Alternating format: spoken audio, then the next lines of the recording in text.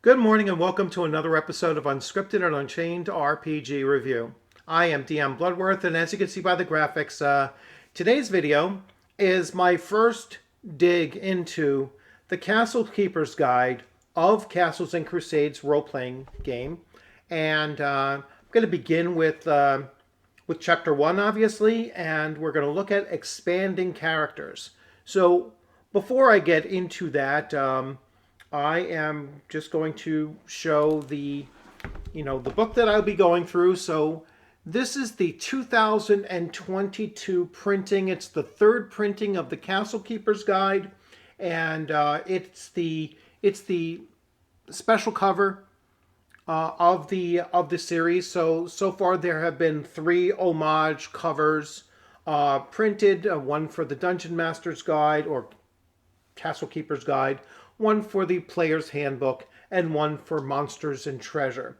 So this is the third in line, as I said, 2021 printing. So this is the most up-to-date printing of the Castle Keeper's Guide. One thing to bear in mind with all products from all of the core product books from Castles and Crusades is that they don't have editions. They use printings, and there's virtually like very little change to the core rules as you went from 2004 to today. So very few changes, and so when you get these new printings, they're just doing minor tweaks here or there, or more so formatting changes and errata and that kind of a thing. So if you do have an older version of an older printing of Castles and Crusades, they're fully compatible going forward. There's not that much change over these last 20 plus years that they've been putting them out. So let's get into this now. Unfortunately, I do not have the PDF, so I am going to just do the drop-down camera, which you kind of see right here, and I'm going to read through it anyway. You won't be able to see it as closely as it would be if I were putting it up on a PDF, but you'd still, potentially get a sense of what, I'm focusing in on and see it that way. Not ideal. I will eventually get around to picking these up. So I wanted to start before I actually go into chapter 1. And I wanted to start with deconstructing the Castle Keeper's Guide.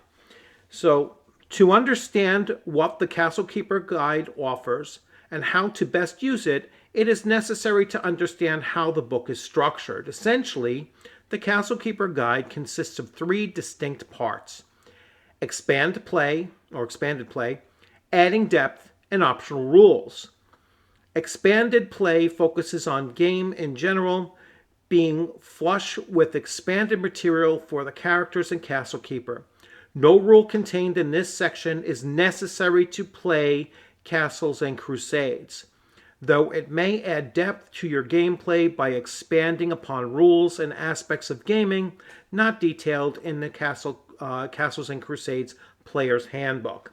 So, really important to point that out that unlike AD&D First Edition, you can run Castles and Crusades with just the Player's Handbook and the Monsters and Treasure book. You do not need the Castle Keeper's Guide, but it is it's great for giving you additional ideas and world building and all of those other aspects of it, which we are going to dig into in virtually every single chapter we're going to cover here. So the next 17 videos or so, as I go through Castles and Crusades, you're going to see how useful it is to have this book, but still, again, unnecessary if you don't have it. You can run the game without it. Adding depth to primary focus is on the dynamics of the role-playing game and how to flesh out the game by adding depth to the adventures. The setting, plots, and the host of encounterments CKs may find useful. Though written for the Castle Keeper, players may find the information contained adding depth and usefulness as well. So, yeah, this isn't a book that you have to hide away from your players. They can certainly look through this as well and gain some, same insight into how the game works and what some of the optional rules are. Then they go into explaining optional rules, and they're self-explanatory. Each chapter of the Castle Keeper's Guide explores new avenues to solve old problems, supplies frameworks for the CK and player, and adds optional rules for all modes of play, and so on. So they basically break it down as to how this book is can be used, or how you can gain from this just better insight on the rules that do exist in the player's handbook, and understand better how they work and why. All right, so we are now going to get to the section on expanding characters. So again, I'm not going to be able to keep on flexing this around so you get everything, and be able to see. As I'm going through it, I will make it clear what I'm talking about. And my mic is flopping over a little bit here. So attributes, and what the Castle Keeper's Guide does is it talks about attributes, and it gives you the different methods of rolling for attributes. And so that's something that you're probably familiar with Advanced Dungeons and Dragons and the DMG, where it gives you the 5 different options of making attributes. What this here does is, what they do with Castles and Crusades, though, is that they present it in slightly different ways, and they talk about different ranges for not just the player characters, but for humans and demi-humans and other characters that you meet in the outside world that are NPCs, but mundane NPCs. So one of the things they add here is that for a standard game, and they talk about different types of games, which I'll go into detail with. For a standard game, it is suggested that common folk have an attribute range of 3 to 13, which is a 2d6 plus 1, rather than the 3d6 that you would use for character generation. What this is going to do is it's going to, almost in all cases, it's going to elevate the player character to being significantly better than the average person on the street. All right, and so that's one way that you develop that idea that adventurers are a class upon themselves. All right, within the society, they're kind of just all around on average better than the average person that they're going to encounter. So there's the traditional standard build. All right. Then they start talking about epic builds and classic builds and gritty builds. So an epic build. An epic role-playing fantasy environment involves confrontations with very powerful creatures and magic, and they often involve or lead to world-shattering events. These elements are present from the very beginning of play. For average characters, these adventures are incredibly deadly. For this game style, the CK should seriously consider allowing players to use methods 2 or 3 for character creation. So, and I'm going to briefly read that. Like I said, I won't be able to flex the book around to keep on going to those. Let's see. So method 2 is roll 4d6 and drop the lowest. That's something that's very, very common. Even in AD&D First Edition, that is the method that I think most DMs there utilize. Very few in Advanced Dungeons and Dragons still use method 1, which is from the, it's the standard method from the player's handbook of rolling 3d6 and then assigning as you wish.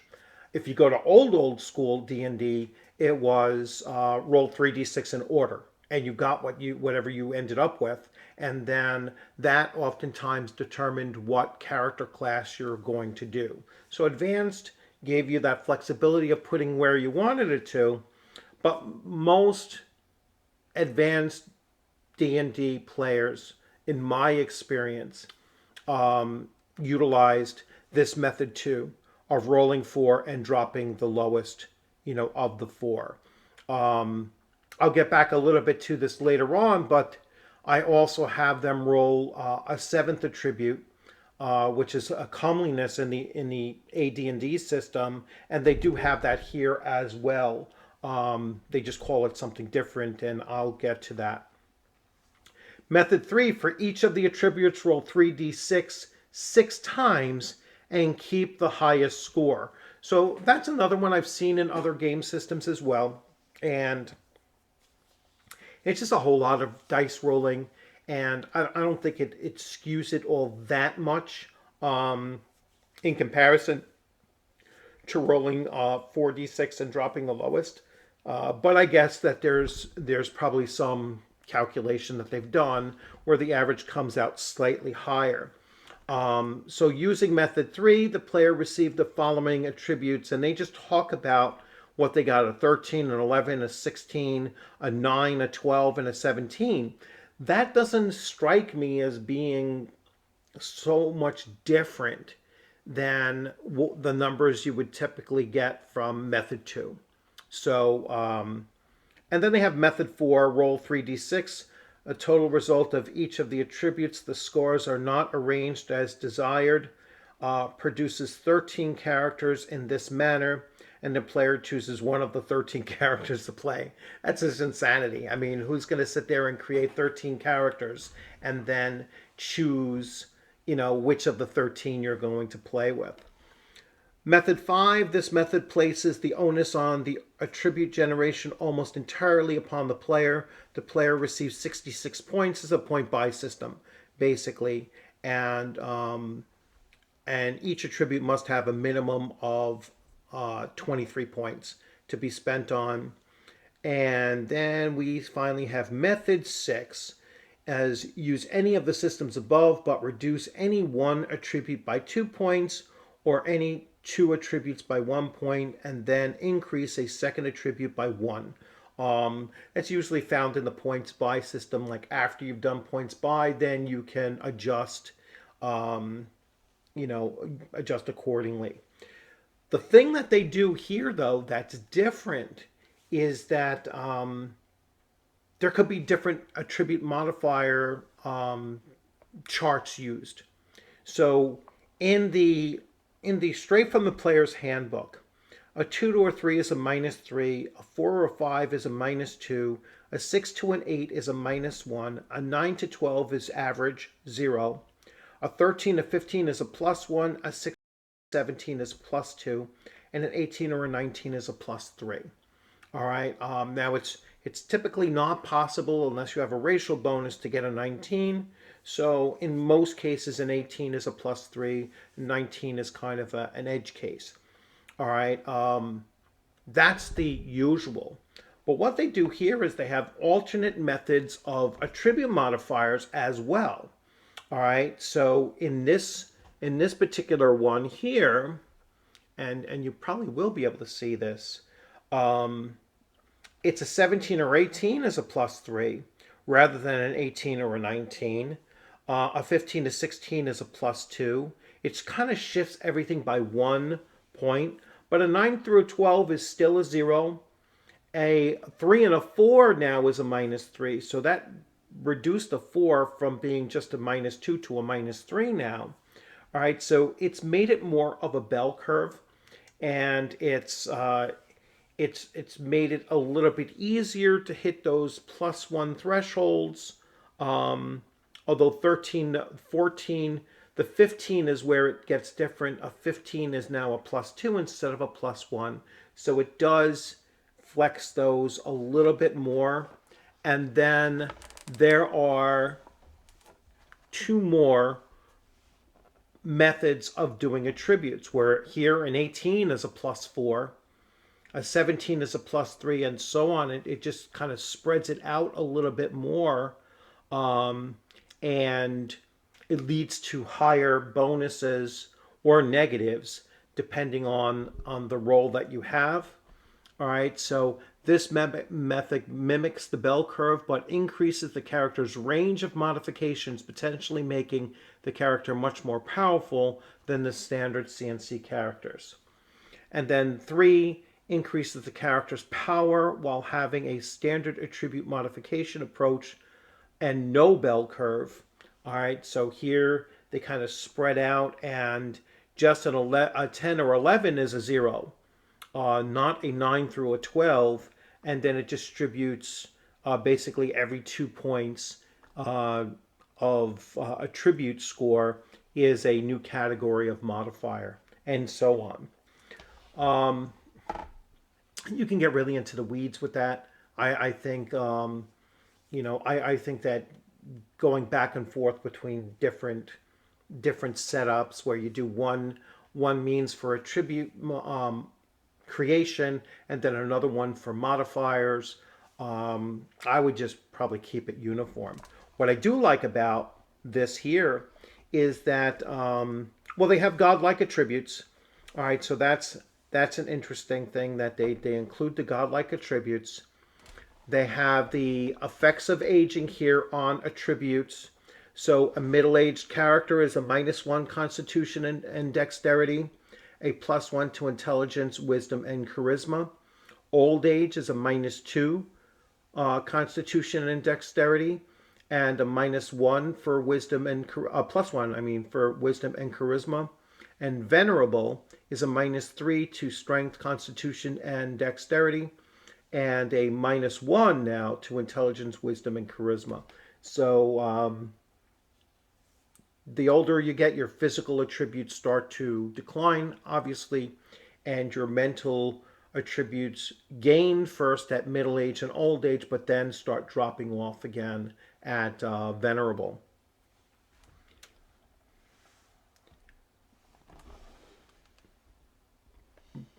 So beauty. So this is basically the comeliness attribute. And so this is an optional attribute to use, and it gives you basically what the scores are and what they mean and what impact. In some cases, they actually have an effect, right? So let's look at the lowest that you could roll naturally is a 3. Their ability to influence people is impaired, and the individual suffers a -2 from all mental attribute checks that relate to attempts to persuade, embolden, or in any way influence others. So the character is so ugly that it's hard for them to convince others of of anything that requires persuasion or encouragement, emboldening them or influencing them otherwise. Now let's look at the top. 18, natural that you could roll an 18. They have the ability to charm people.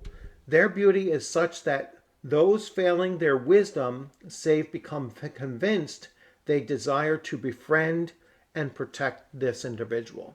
All right, and so you kind of have the both extremes there, and then everything else in between kind of has variance or increments of either repulsion or attraction too. So it's not just a physical appearance, but it does have an effect on the way others interact with this character.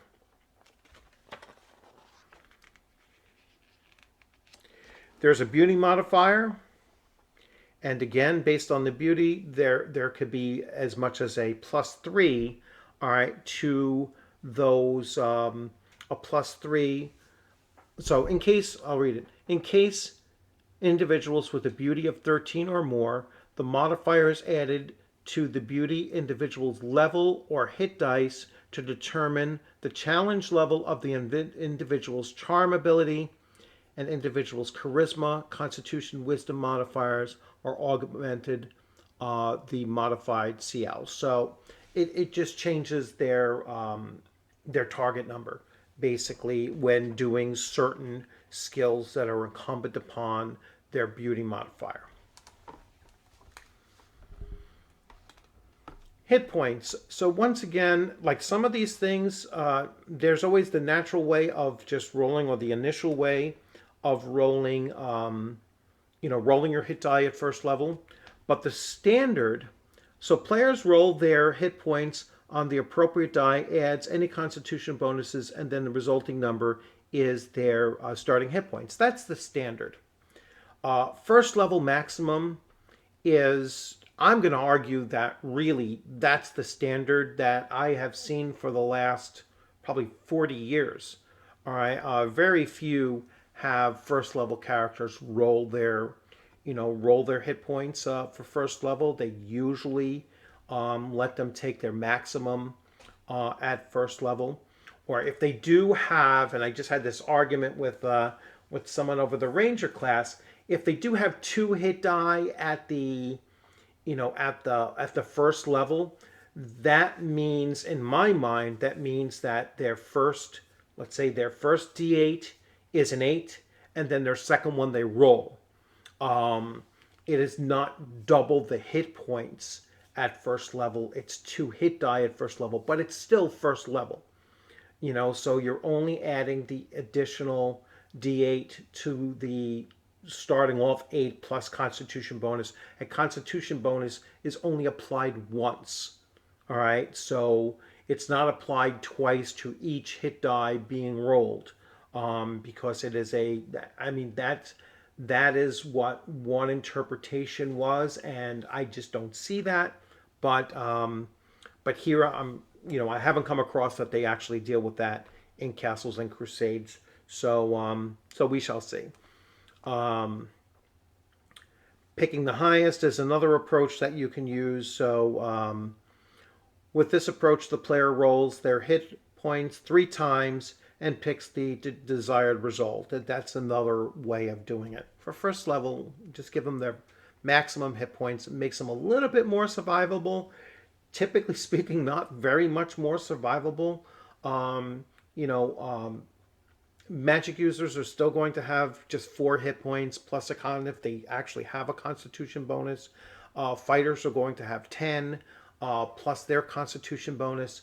And since most of the creatures that they're going to encounter can deal out pretty decent damage in this game, trust me, they're going to need a little bit of a cushion for first level. So this is pretty standard stuff.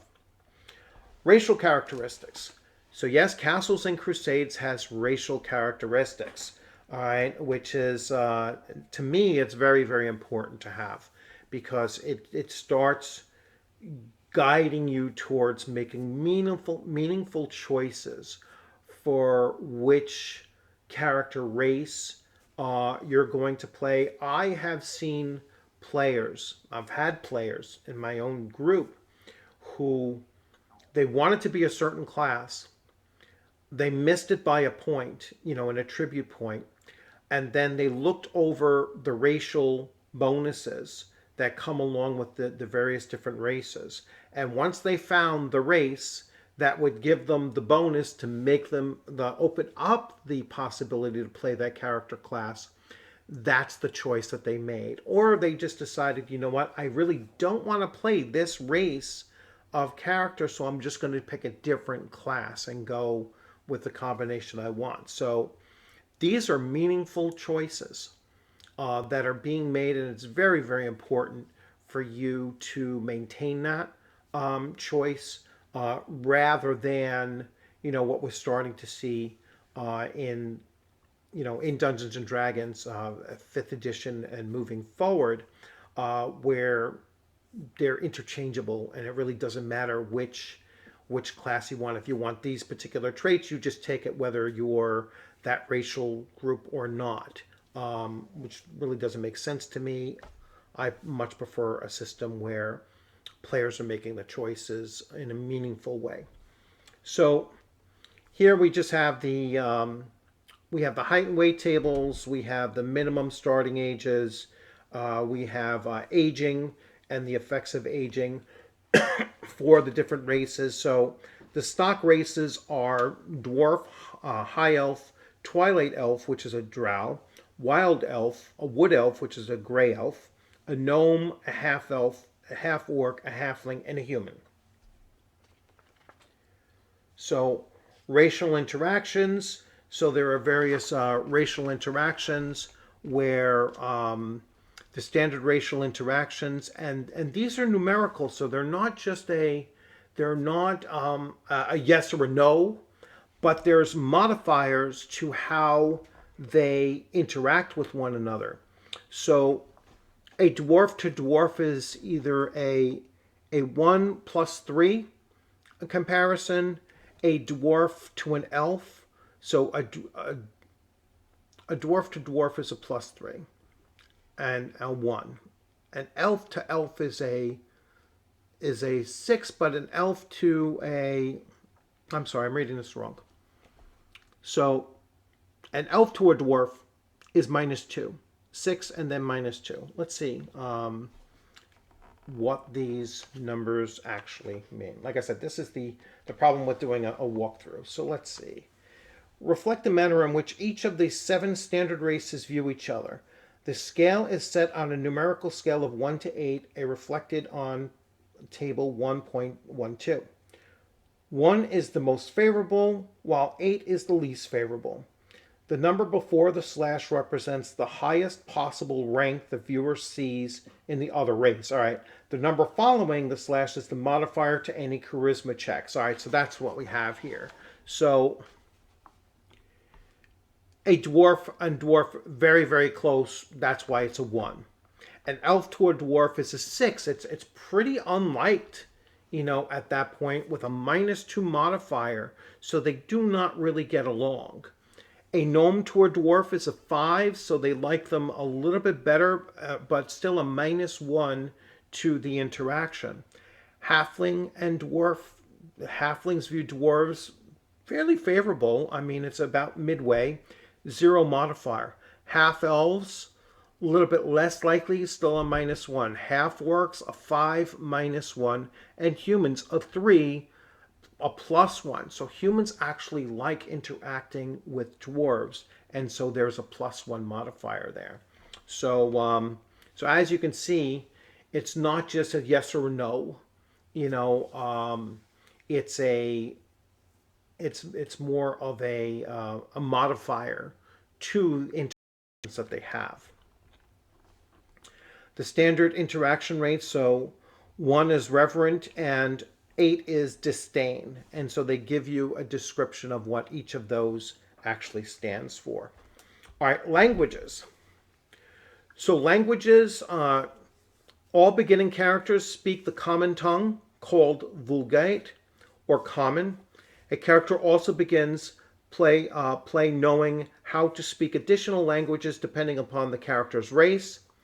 The description of each race details the character's starting languages. The character's intelligence determines how many more languages they can learn.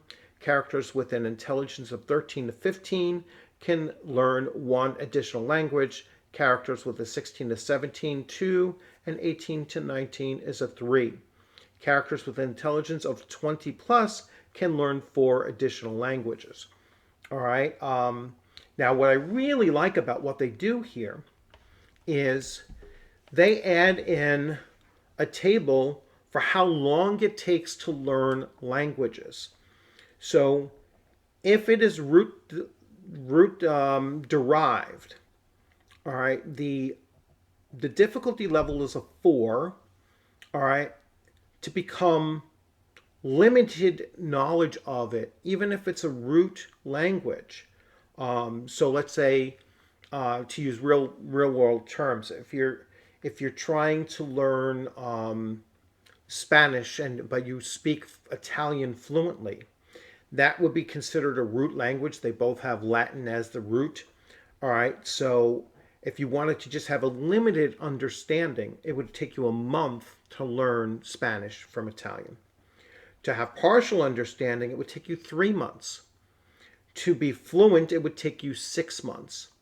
All right, now if you were going to totally different language groups, so let's say you're speaking Elvish, but you wanted to learn Orcish, then you're going to a foreign, potentially, or root familiar. In other words, they're kind of familiar with the language because they've clashed for so long. So it goes up to 2 months, 6 months, and 12 months. It's kind of doubled. So each one doubles from the last level. If you're trying to learn something like you're trying to learn abysmal, all right, from which is an alien language. You have no roots or familiarity, or it's not just a foreign language, it's one that is otherworldly language. It'll take you 10 months to have a limited understanding of it. 30 months to have partial understanding, and 60 months, 5 whole years, for you to actually gain fluency in it. So this is this is something that really builds, I think, immersion, which they get to here. And then there's a literacy factor that comes in as well. Just because you can understand something, I think that's the way it usually works. At least from my own experience with other languages as well. It's oftentimes easier to understand it than to speak it. Then once you speak it, so you understand it, you speak it, but there's a whole different thing when it comes to reading it and writing it. Reading it probably comes a little bit easier than writing. So I really like the fact that they start, breaking down, the further layers of both linguistic literacy and then writing literacy, as well as a tool for immersion. So very, very important. Okay. So now we're going to go to racial variants, monster races, and new races. So they have a whole system here and mechanics for creating new races. I'm not going to go super in depth there. But basically, I mean, even old school D&D had a way where you can create races, and you just look over the attributes and or the traits, and see, this is how this is how I envision this. Are there special abilities? Are there special weapon types? What is their natural armor? The nature of the natural armor is going to change when you make them player characters. So that's one thing. It doesn't automatically transfer over. So creatures in the Monsters and Treasure have a set armor class there. But when you make them a character playable race, now that's going to change. It's going to follow the rules that a normal player character would follow. I mean, there might be some racial bonuses for natural toughness or things like that, but for the most part, it's not going to be as high unless they're wearing armor on top of that. So they're not going to automatically translate over precisely.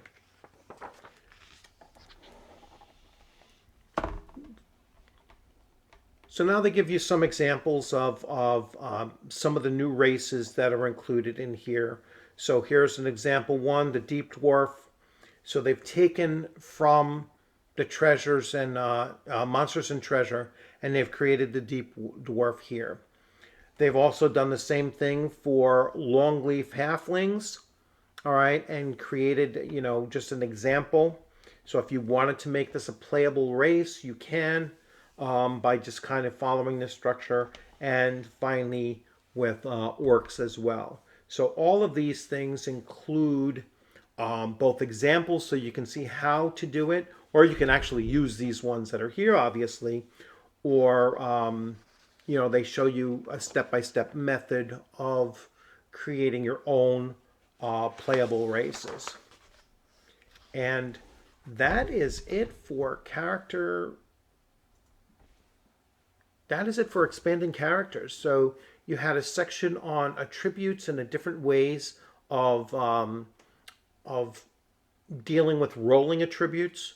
Then you had variants on the modifiers and the various bell curves for the modifiers to either make it more traditional or to grant more levels or different gradations of attribute modifiers, making the characters overall a little bit more powerful.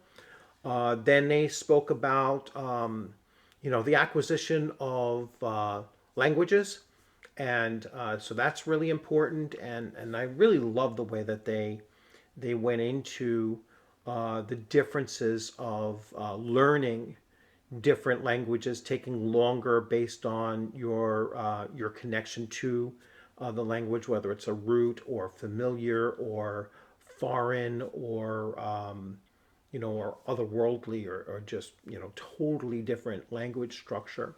So it makes it much longer. As much as 5 years, which really amazed me. They had up to as many as 5 years to learn a language, and that's something that I haven't seen anywhere else. And then finally about creating different character races for and you're not really I mean, you can create them from whole cloth, like something completely unique to your table. But you can go into that Monsters and Treasure book and find just about any creature in there and make it a playable race. Just be aware that it's going to shift. Some of those abilities won't directly translate over to a playable character. So just be mindful of that. So I hope you enjoyed this first look at at chapter 1 of the Castle Keeper's Guide. I will follow up with the next video. So the next video in this series is going to be the magic system. Then there's expanding equipment, there's non-player characters, there's world building, cities, dungeons, air and water adventures, equipment wastage. So I'm really looking forward to that one and going into that. Land as treasure, going to war, monsters, the future, advancing the game, siege engine, treasure, iron, sulfur, combat. That'll be interesting to look at. Skill packages and character depth. Am I going to do a video for every one of these and have 19 videos in this series? Probably not that many. I will look to combine some of them, or I might even skip over some sections. So I will go ahead and read over these sections before I do that first look and first dive like I did with this one, just to kind of hone the message and the explanation of things. And in doing so, I'll be able to say, hey, you know what? I'm going to skip over this particular chapter and just go through. So don't get too hung up on when I list these as, oh, there's chapter 1 and there's chapter 2, 3, 4, but there's nothing on chapter 6. Did I miss an episode? Even though the episodes will be numerically accurate. So just be advised that, sometimes I might see a chapter here and decide, that's not important enough to give it its own separate video. I might combine up a few, like the world building ones. I'll put them probably all together in one, if it's not also a whole lot of page coverage to go over it as well. So again, I hope you enjoyed this video. I hope that you're seriously considering taking a look at Castles and Crusades, because it really is a phenomenal system. The more and more I look into it, the more and more I fall in love with this game, and the more and more I can't wait to have the time and the proper time slot to actually start a campaign using this game system. So in other news, so I will be at ShireCon tomorrow. Really excited about it. I'm playing in 2 games tomorrow. I'm playing in a second edition game and a first edition game, AD&D. So looking forward to it. I decided this time around that I wasn't going to run anything there. I just want to go as a player and play in 2 games, meet a couple people, and walk around and see. I don't know anything about the vendors that are going to be there or who's selling what at each table. So I'm just really excited about going to my first gaming convention in a long time, and actually getting out into the world and getting into some of these smaller conventions and actually seeing what's going on there and how we all get back to some semblance of order, and normalcy, as we get further and further beyond these past 2 years and all the lockdowns and the limitations on what we can do. So I will absolutely be, doing maybe some live streams and some videos and everything while I'm there. So I'll be bringing my iPad and my cell phone and, sharing pictures and stuff. And I will do a recap of ShireCon 2022. And that will probably come either Sunday or Monday, more than likely Monday. That's when I'll put that up. I want to do a really nice presentation, and see. Maybe I'll do a live stream from there. I'm not quite sure how they'll deal with that kind of thing. But yeah, if they allow it, then I might even do a live stream directly from there. So anyhow, and thanks for joining. Enjoy the rest of your day. It's Friday, so get prepared for your weekend and everything. Enjoy your weekend. If you're going to ShireCon, drop something in the comment section of this video, and let me know. We'll touch bases, and maybe we'll go out and for lunch and have a beer at lunchtime or whatever you invite on. So again, thanks for joining. Take care.